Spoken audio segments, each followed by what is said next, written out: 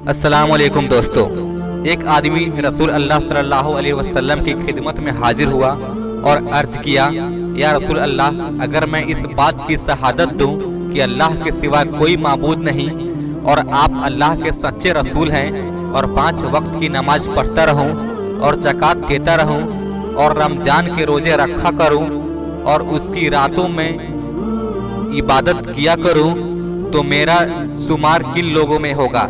आप सल्लल्लाहु अलैहि वसल्लम ने फरमाया, तुम्हारा शुमार सिद्दीकीन और शुहदा में होगा।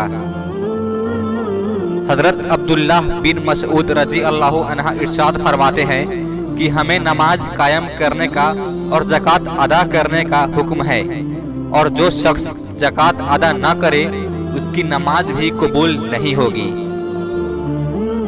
रसूल अल्लाह सल्लल्लाहु अलैहि वसल्लम ने फरमाया, जब आदमी अपने अहले खाना पर सवाब की नियत से खर्च करता है तो यह खर्च करना उसके हक में सदका है। रसूल अल्लाह सल्लल्लाहु अलैहि वसल्लम ने फरमाया, जिसने किसी मोमिन को खाना खिलाया और उसको सैराब कर दिया तो अल्लाह ताला एक खास दरवाजे से उसको जन्नत में दाखिल फरमाएगा, जिसमें उसके जैसा अमल करने वाला ही दाखिल होगा।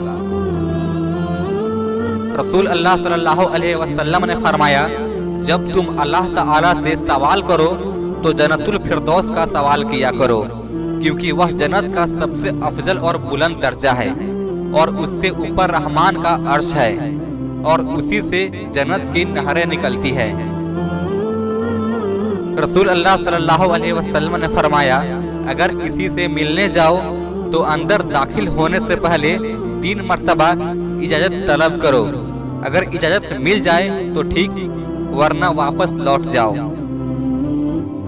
रसूल अल्लाह सल्लल्लाहु अलैहि वसल्लम ने फरमाया, जिसने अपनी जवानी अल्लाह के रास्ते में गुजार दी तो क़यामत के दिन उसके लिए एक नूर होगा।